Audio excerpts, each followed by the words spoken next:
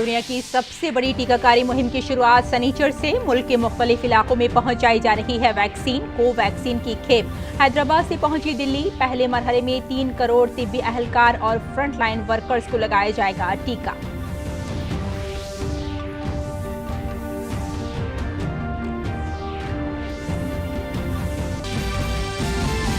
प्रधानमंत्री फसल बीमा योजना के 5 बरस मुकम्मल। वजीर आजम नरेंद्र मोदी ने कहा, स्कीम किसानों के लिए साबित हुई काफी अहम। मुल्क के करोड़ों किसानों को मिला फायदा। वजीर आजम ने इस स्कीम के सभी मुस्तफीदीन को पेश की मुबारकबाद।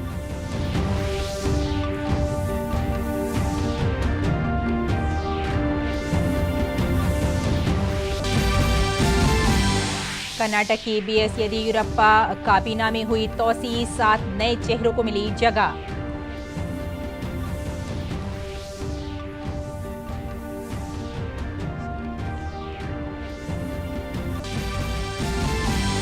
जहरीली शराब से हुई अमवात के मामले में मोरिना जिले के कलेक्टर और एसपी को फौरी तौर पर हटाने का हुक्म। मध्य प्रदेश के वजीर आला शिवराज सिंह चौहान ने एक मीटिंग में किया फैसला।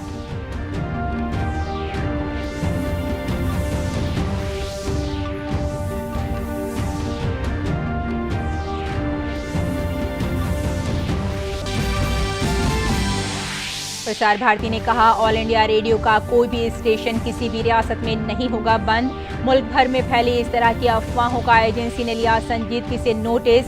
तमाम खबरों को बताया झूठ पर मबनी और बेबुनियाद।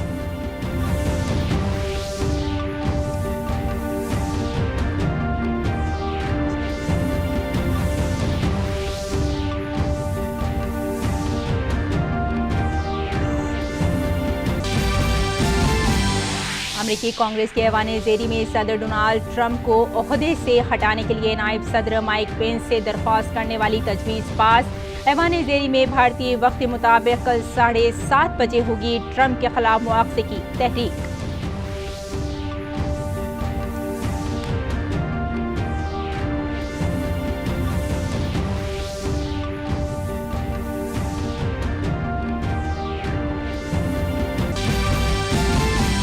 कोरोना की सूरत हाल संगीन हो या ना हो, लेकिन टोक्यो ओलंपिक 2020 अपने तय प्रोग्राम रमा बरस 23 जुलाई से ही होगा शुरू। ऑर्गेनाइजिंग कमेटी के सदर यूशिरो मोरी ने ओलंपिक के 2024 या 2032 तक मुलतवी किए जाने की खबरों को अफवाह बताकर किया खारिज। और पूरे जोशो खरोश के साथ मनाया जा रहा है फसल की कटाई का त्यौहार लोहड़ी।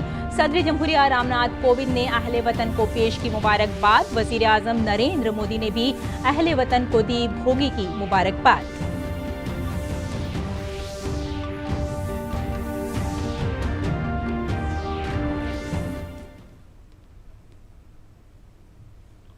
आदाब नाज़रीन, खबरनामे में आपका इस्तकबाल है। मैं हूं आपके साथ रेशमा फारूकी। आइए तफसील से खबरों पे नजर डालते हैं। वज़ीर आज़म नरेंद्र मोदी की सदारत में आज सलामती उमूर की काबीना कमेटी की मीटिंग हुई। इस दौरान 48,000 करोड़ रुपए मंजूर किए गए, जिसके तहत इंडियन एयरफोर्स के बेड़े को मजबूती देने के लिए मुल्क में ही तैयार करदा LCA तेजस को फरोग दिया जाएगा। ये पहल भारतीय दिफाई मैन्युफैक्चरिंग के शोबे में आत्मनिर्भर भारत की सिमत में अहम कदम साबित होगा।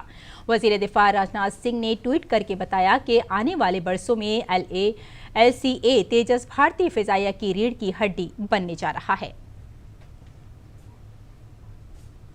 और इस सिलसिले में मजीद तफसीलात लेकर हमारे साथ इस वक्त जुड़ गए हैं हमारे नुमाइंदे सुधीर यादव। सुधीर, वजीर आजम नरेंद्र मोदी की सदारत में आज सलामती उमूर की काबीना की कमेटी की मीटिंग हुई और इस दौरान 48,000 करोड़ रुपए जो मंजूर किए गए हैं और ये बताया जा रहा है कि इसके तहत इंडियन एयरफोर्स के बेड़े को मजबूती दी जाएगी। कितना बड़ा कदम होगा ये?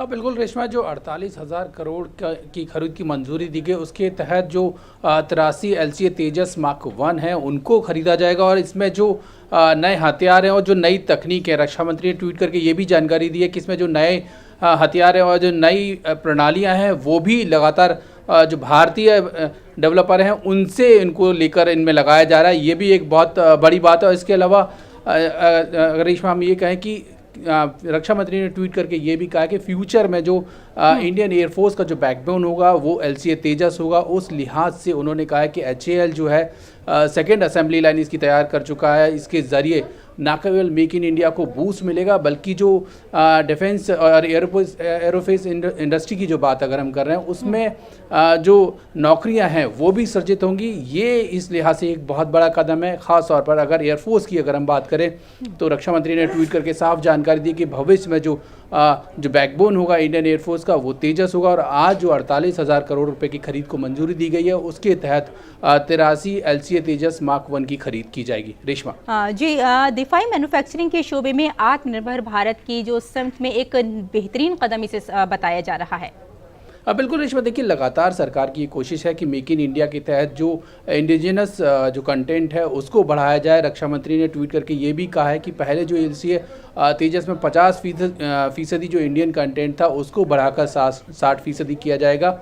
ये एक बेहतरी की चीज़ है। और ख़ास इसके अलावा भी ओवरऑल अगर एयरफोर्स एरोस्पेस इंडस्ट्री की अगर बात की जाए तो उसके लिए किस तरीके से एक बेहतर माहौल तैयार किया जाए घरेलू रक्षा उद्योग के लिए, उसके लिए लगातार सरकार कोशिश की जा रही है। जो घरेलू मैन्युफैक्चरर हैं उनको लगातार उनसे खरीद की जा रही है। लगातार इस तरह के जो सरकार डिसीजन ले रही है उसी के तहत ये है कि 48,000 करोड़ के तहत जो LCA तेजस मार्क 1 है उसकी खरीदारी की जाएगी और भविष्य में जो बैकबोन है इंडियन एयरफोर्स का वो तेजस बनेगा। बिल्कुल सुधीर, ये कहा जा सकता है कि दिफाई शोबे में भारत को एक तरह से बेहतर तरीके से और मजबूती मिल सकती है। बहुत बहुत शुक्रिया हमारे साथ जुड़ने के लिए और इस तमाम जानकारी के लिए। अगली खबर पर नजर डाल लेते हैं। मुख्तलिफ वजह से किसानों को होने वाले फसल के नुकसान से बचाने के लिए शुरू की गई प्रधानमंत्री फसल बीमा योजना ने आज कामयाबी के साथ 5 साल मुकम्मल कर लिए हैं। मरकज़ की नरेंद्र मोदी हुकूमत की तरफ से 5 साल कबल 13 जनवरी 2016 को मुल्क के किसानों के लिए फसल के नुकसान की भरपाई को मजबूत करने की सिमत में एक तारीखी कदम उठाया गया था और फसल बीमा योजना प्रधानमंत्री फसल बीमा योजना को मंजूरी दी गई थी। मुल्क भर में किसानों को सबसे कम और यकसा प्रीमियम पर एक वसी नुकसान की भरपाई के लिए इस मंसूबे का तस्वुर किया गया था। इस मंसूबे में साल भर में तकरीबन 5 करोड़ किसानों की दरख्वास्तें आती हैं। इस मंसूबे के तहत अब तक 90,000 करोड़ रुपए की अदायगी की जा चुकी है। आधार सीडिंग ने किसानों के खातों में बराह रास्त दावा निपटाने में तेजी लाने में मदद की है। कोविड लॉकडाउन में मुद्दत के दौरान भी तकरीबन 70 लाख किसानों को फ़ायदा हुआ और 8,741.30 करोड़ रुपए के दावे सार्फिन को मुस्तफ़ीदीन को मुंतकिल किए गए। किसानों के लिए शुरू से आखिर तक नुकसान को कम करने के इंतज़ाम की शक्ल में मंसूबे में बुआई से कटाई के बाद तक फसल के पूरे दौर को शामिल किया गया है, जिसमें रोकी गई बुआई और फसल के दरमियान नामुवाफिक हालात से होने वाले नुकसान भी शामिल हैं। सैलाब, बादल फटने, कुदरती आफात और कुदरती आग जैसे खतरों की वजह से होने वाली मुकामी आफात और कटाई के बाद होने वाली इनफरादी खेती की सतह पर नुकसान को शामिल किया गया है। इस तरह के इंतजामात की कुछ काबिल ज़िक्र मिसालों में खरीफ 2019 की खुश्क साली के दौरान आंध्र प्रदेश और कर्नाटक में 500 करोड़ रुपए से ज़्यादा बुआई के दावों को रोकना, खरीफ 2018 के दौरान जालाबारी की वजह से हरियाणा में 100 करोड़ रुपए से ज़्यादा के मुकामी आफात के दावे, राजस्थान में रबी 2019-20 में टिड्डियों के हमले के दौरान तकरीबन 30 करोड़ रुपए के मौसम के दरमियान नामुवाफिक हालात की वजह से होने वाले नुकसान के दावे और खरीफ 2019 की बेमौसम बारिश के दौरान महाराष्ट्र में 5,000 करोड़ रुपए का दावा शामिल है। प्रधानमंत्री फसल बीमा योजना के कामयाबी के साथ 5 साल मुकम्मल होने पर वज़ीर आज़म नरेंद्र मोदी ने ट्वीट करके कहा कि मुल्क के अन्नदाताओं को कुदरती आफात से सिक्योरिटी फराहम करने वाली प्रधानमंत्री फसल बीमा योजना के आज 5 साल मुकम्मल हो गए हैं। इस मंसूबे के तहत नुकसान का कवरेज बढ़ाने और नुकसान कम होने से करोड़ों किसानों को फ़ायदा हुआ है। इन सभी मुस्तफ़ीदीन को मेरी बहुत बहुत मुबारकबाद। वज़ीर आज़म ने अपने दूसरे ट्वीट में कहा कि पीएम फसल बीमा योजना ने किसानों को ज़्यादा से ज़्यादा फ़ायदा पहुंचाने को कैसे यकीनी बनाया है, दावों के तस्वीर में किस तरह शफाफियत बरती गई है। PMFBI से मुताल्लिक़ ऐसी सभी इत्तलात नमो ऐप के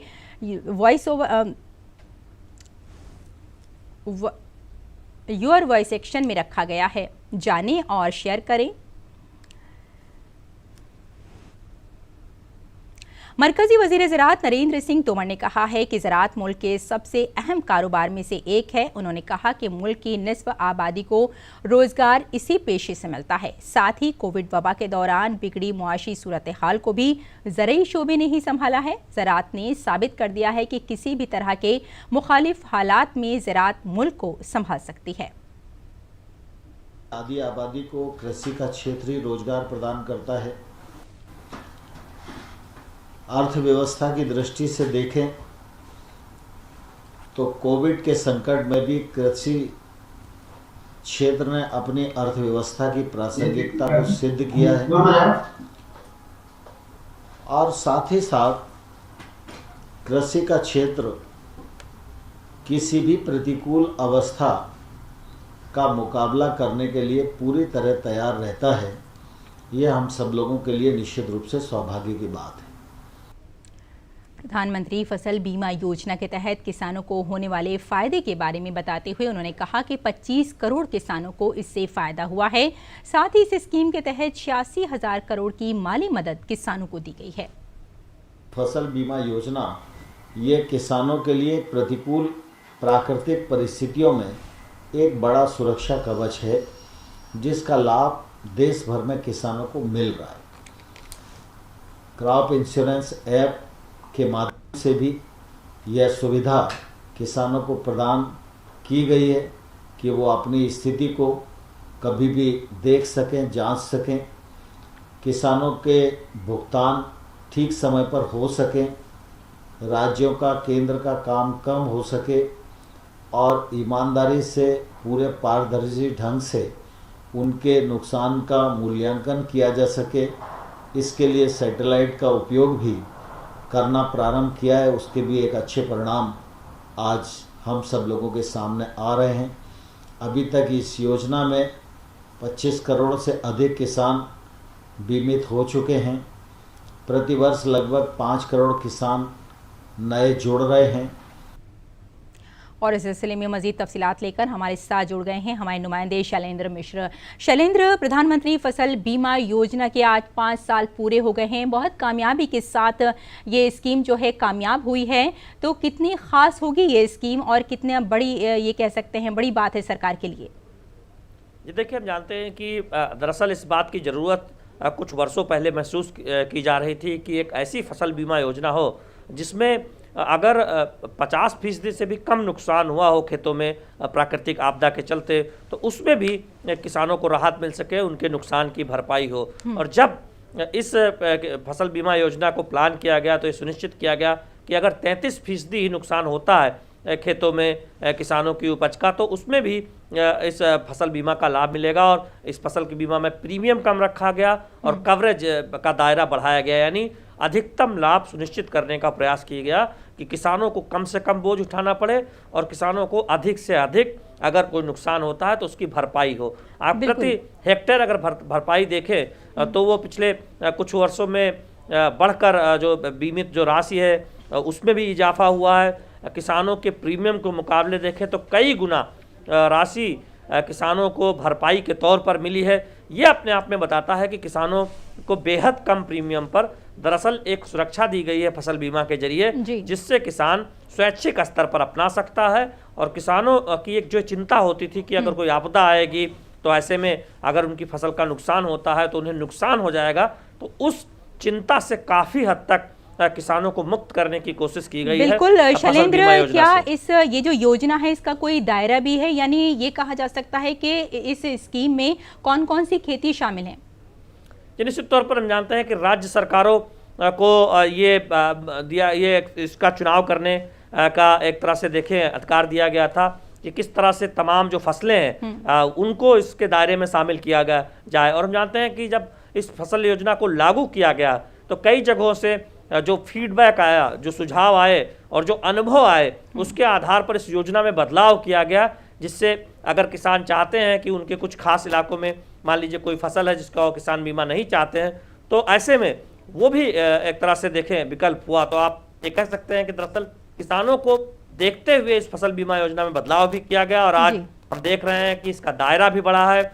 किसानों को बहुत कम प्रीमियम चुकाना पड़ रहा है, चूँकि काफ़ी प्रीमियम राज्य और केंद्र सरकार मिलकर चुकाते हैं। और अगर आप उत्तर पूर्व राज्यों की बात करें तो उसका अधिकांश हिस्सा राज्य और केंद्र मिलकर इस प्रीमियम का चुकाते हैं। तो इस समय किसानों पर बहुत कम बोझ पड़ता है या ना के बराबर बोझ पड़ता है कुछ इलाकों में। और साथ ही साथ ये सुनिश्चित होता है कि कम से कम अगर किसानों को प्राकृतिक आपदा से कोई नुकसान होता है तो उसकी भरपाई जरूर हो। तो ये एक तरह से देखें तो कवच के तौर पर किसान बीमा योजना काम कर रही है। और जो आंकड़े हैं वो बताते हैं कि प्रीमियम के मुकाबले कई गुना अभी तक बीमित राशि की भरपाई हो चुकी है। जो बीमा का दायरा है प्रति हेक्टेयर जो उसकी कीमत भरपाई की थी वो भी बढ़ा है। और साथ ही साथ किसानों को बहुत कम प्रीमियम चुकाना पड़ा। बिल्कुल, ये कहा जा सकता है कि ये स्कीम किसानों के फ़ायदे के लिए है और जो किसान इसको हासिल करना चाहते हैं उनको काफ़ी बेदार भी किया जा रहा है इस स्कीम के लिए। बहुत बहुत शुक्रिया शैलेंद्र हमारे साथ जुड़ने के लिए और तमाम जानकारी के लिए। अगली खबर पर नजर डाल लेते हैं। सुप्रीम कोर्ट के जरिए तीनों कवानीन की अमल आवरी पर रोक के फैसले के बाद बीजेपी के कौमी तर्जुमान संबित पात्रा ने कहा कि अदालत भी हल चाहती है और हम भी हल चाहते हैं, लेकिन तालमेल, बातचीत और इत्तेफाक राय से मुल्क आगे बढ़ सकता है। सुप्रीम कोर्ट भी समाधान चाहती है, हम भी समाधान चाहते हैं। 4 S हैं जिसके माध्यम से देश आगे बढ़ सकता है: समन्वय, संवाद, सहमति और समाधान। हम सब साथ बैठें और समाधान की ओर बढ़ें, देश आगे बढ़े और पूरे विश्व में हिंदुस्तान के नाम का चमक हो, यही भारतीय जनता पार्टी चाहती है। संबित पात्रा ने कहा कि वज़ीर-ए-आज़म नरेंद्र मोदी का एक ही हदफ है: किसानों की तरक्की, इस्तेसाल ज़दों की तरक्की और किसानों की आमदनी को दोगुनी करना, जिसके लिए वज़ीर-ए-आज़म दिन रात काम कर रहे हैं। जब से नरेंद्र मोदी जी भारत के मुख्य सेवक के रूप में आए हैं, जब से वो भारत के प्रधानमंत्री बने हैं, तब से नरेंद्र मोदी जी का केवल एक ही उद्देश्य रहा है और वो उद्देश्य है किसानों का उत्थान, गरीबों का उत्थान, शोषित मजलूमों का उत्थान, वंचित दलितों का उत्थान, मजदूरों का उत्थान। किस प्रकार 70 वर्षों से किसानों को जो अधिकारों से वंचित रखा गया था, वह अधिकार किसान तक कैसे पहुंचे, किसान की आय दुगुनी कैसी हो, हर खेत तक पानी कैसे पहुंचे, हर बूंद पानी पर उपज ज्यादा कैसे हो, इन सब विषयों को लेकर नरेंद्र मोदी जी ने दिन रात काम किया है। और मुल्क में कोरोना वायरस के खिलाफ फैसलाकुन लड़ाई की शुरुआत 16 जनवरी से टीकाकारी से हो रही है। इसके लिए मुल्क भर में वैक्सीन पहुंचाने का काम जारी है। कल मुल्क के 13 शहरों में वैक्सीन भेजी गई। आज भी कई शहरों में वैक्सीन पहुंचाने का सिलसिला जारी है। झारखंड में भी आज कोरोना वैक्सीन के इंतजार की घड़ियां खत्म हो गईं। पुणे में वाक़ई सीरम इंस्टीट्यूट ऑफ इंडिया के जरिए बनाई गई कोरोना के टीके को आज सुबह कार्गो के खुसूसी तैयारे से रांची लाया गया। वैक्सीन को रांची के नामकम वाक़ई RCH वैक्सीन सेंटर ले जाया गया। यहीं से मुख्तलिफ अजला को वैक्सीन भेजने का इंतज़ाम किया गया है। इत्तला के मुताबिक सबसे ज़्यादा डोज रांची और मशरक़ी संगभूम ज़िले की फराहम कराई जाएगी। टीकाकारी के ताल्लुक़ से रांची ज़िले में तैयारियां मुकम्मल कर ली गई हैं। सदर अस्पताल में ज़ख़ीरा और तकसीम की तैयारी है। सेंटर में कोल्ड चेन को मेंटेन करने के लिए डीप फ्रीज़र लगाया गया है। कोविड वैक्सीन की पहली खेप केरला भी पहुंच चुकी है। टीकाकारी के पहले मरहले के लिए गो एयर की एक परवाज के जरिए कोविड वैक्सीन आज सुबह कोचीन हवाई अड्डे पहुंची। पहली खेप में 2,99,500 कोविशील्ड वैक्सीन की पहली खेप कोचीन पहुंची है। इसके बाद ये वैक्सीन एर्नाकुलम और कोझिकोड में वाक़ई वैक्सीन स्टोर भेजी जाएंगी। इनमें से 1100 वैक्सीन पुडुचेरी भेजी जाएंगी। शाम तक इंडिगो फ्लाइट से 1,34,000 वैक्सीन की एक और खेप तिरुवनंतपुरम एयरपोर्ट पर पहुंचाई जाएगी। रियासत में 16 जनवरी को होने वाली मुल्क गिर कोविड वैक्सीनेशन मुहिम के तहत 4,35,500 वैक्सीन पहुंचाई जाएंगी। केरल में 133 वैक्सीन सेंटर बनाए गए हैं। कोरोना वैक्सीन की खेप भोपाल भी पहुंच गई है। 8 संदूकों में 94,000 यूनिट वैक्सीन भोपाल पहुंच गई है। मध्य प्रदेश में इंदौर और जबलपुर में भी आज तैयारी की मदद से वैक्सीन पहुंचाई जाएगी। रियासत के जिला ग्वालियर में ये वैक्सीन 14 जनवरी को सड़क के रास्ते पहुंचाई जाएगी। रियासत में वैक्सीनेशन के पहले मरहले में कुल 5,06,000 वैक्सीन पहुंचानी है।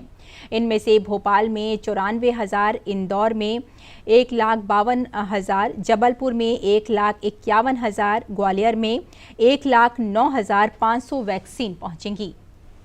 पुणे से सीरम इंस्टीट्यूट ऑफ इंडिया की कोविशील्ड वैक्सीन की पहली खेप आज सुबह मुंबई पहुंची।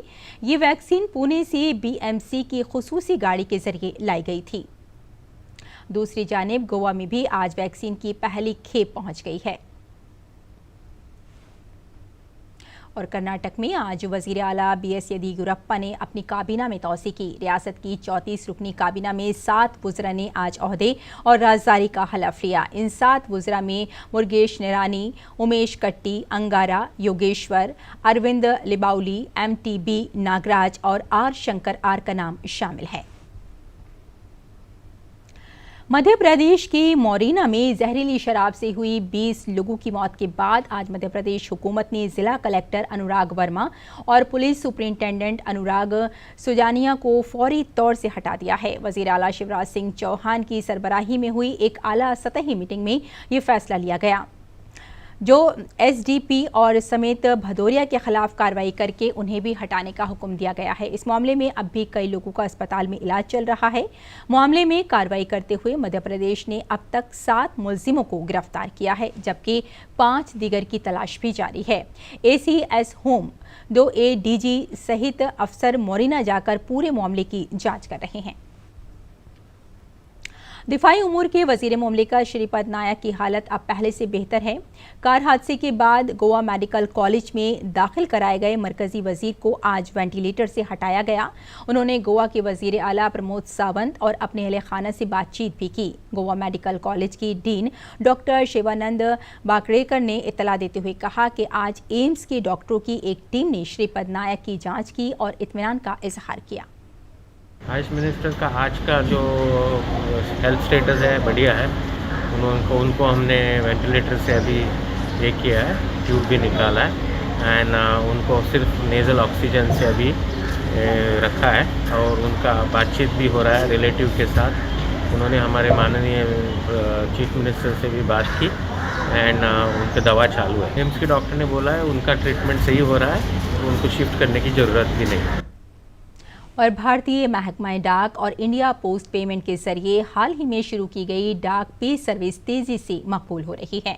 एक महीने के अंदर ही 2 लाख से ज्यादा लोग डाक पे ऐप को डाउनलोड कर चुके हैं। इसके जरिए आसानी से दूर दराज के इलाकों में महकमा डाक के जरिए पैसा डिजिटल तौर पर भेजा जा सकता है। महकमे डाक और इंडिया पोस्ट पेमेंट्स बैंक के जरिए डाक पे डिजिटल पेमेंट्स ऐप काफी मकबूल हो रहा है। हर दिन इसे हजारों लोग डाउनलोड करके माली लेन देन कर रहे हैं। महकमे डाक ने इस ऐप को डिजिटल माली शमूलियत को डिजिटल तौर पर बढ़ावा देने के लिए शुरू किया है। जो डोमेस्टिक मनी ट्रांसफर है, जो पहले क्या है ना कैश के जरिए होता था, तो अभी डिजिटल के हिसाब से हो रहा है। यूँ समझिए कि एक माइग्रेंट वर्कर शहर से अगर अपना फैमिली को पैसा भेजता है, तो हमारे यहाँ पे गांव में जो ग्रामीण डाक सेवक है वो घर घर जाके अपने जो मोबाइल फ़ोन जो में जो असिस्टेंट ऐप है AEPS के ज़रिए वो अपने फैमिली के मेंबर उनके अकाउंट से सीधा पैसा निकाल सकते हैं। जो डाक विभाग के खाता धारक हैं वो तमाम जो जमा योजनाएं हैं, सुकन्या समृद्धि या फिर PPF की अगर उन्होंने डाक खाता में डाकघर में खुलवा रखा है, तो ये ऑनलाइन ट्रांसफ़र हो सकता है इस डाक पे के जरिए। हमारे जो मोबाइल ऐप है, मोबाइल ऐप में ये सुविधा है जो सारे पोस्टल स्कीम जो है, जैसा सुकन्या समृद्धि स्कीम हो या पूसा स्कीम हो या RD स्कीम जो है, तो ये सारे स्कीमों में आप भुगतान आप भर सकते हो। कितने खाताधारकों ने इस ऐप का इस्तेमाल किया है या कितना ट्रांजैक्शन हुआ है इस डाक पे ऐप के जरिए? 4 मिलियन प्लस ट्रांजैक्शंस हमने देखी है in the first month of launch December में। और जहाँ तक कि डाक पे ऐप की डाउनलोड्स है वो काफ़ी हद तक बढ़ गए हैं, वो तो 2 लाख से ऊपर है। मतलब रोज़ बढ़ रहे हैं वो तो। और उसके अलावा जिनका भी हमारे यहाँ पे अकाउंट है वो तो पैसा भी मोबाइल ऐप तो यूज़ कर ही सकते हैं, तो उसके ज़रिए भी ट्रांजैक्शंस हो रहे हैं। तो अगर मैं यूपीआई का ही अगर ट्रांजैक्शंस की अगर आपको बताऊं तो वो 40 लाख के ऊपर महीने में हो रहा।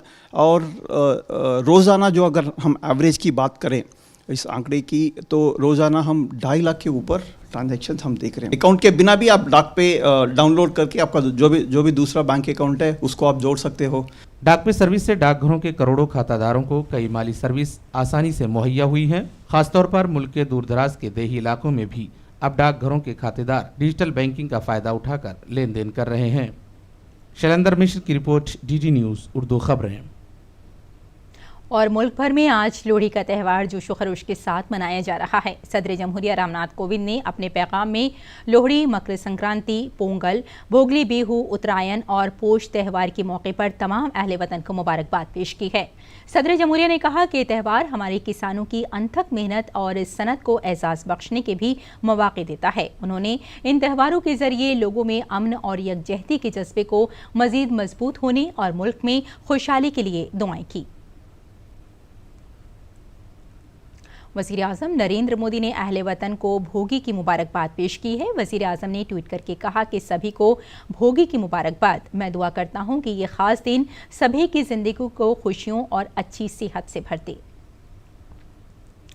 अमरीकी कांग्रेस के ऐवान ज़ेरी में सदर डोनाल्ड ट्रंप को ओहदे से हटाने के लिए नायब सदर माइक पेंस से दरख्वास्त करने से मुताल्लिक़ तजवीज़ को मंजूरी दे दी गई है। भारतीय वक्त के मुताबिक कल शाम 7:30 बजे ट्रंप के खिलाफ मुआवजे की कार्रवाई से मुताल्लिक़ गुफ्तगू होगी।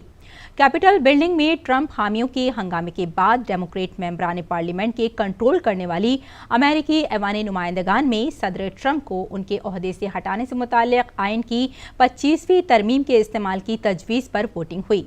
इससे कबल नायब सदर माइक पेंस ने सदर ट्रंप को हटाने से मुताल्लिक़ 25वीं तरमीम के इस्तेमाल से मुताल्लिक़ तजवीज़ को मुस्तरद कर दिया था। नायब सदर माइक पेंस ने अमेरिकी ऐवान नुमाइंदगान की सदर नैन्सी पेलोसी को लिखा कि वो सदर डोनाल्ड ट्रंप को ओहदे से हटाने के लिए 25वीं तरमीम को नाफिज करने की मुखालफत करते हैं।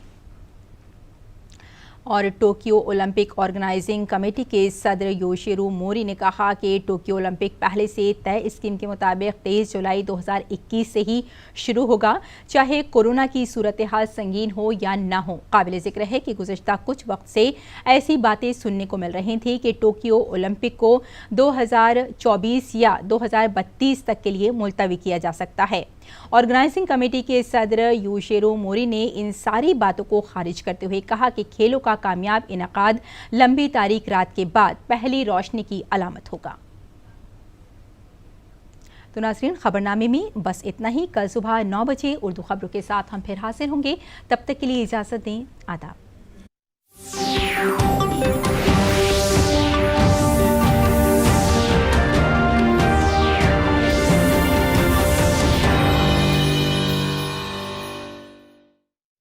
कोरोना से बचाव के उपाय।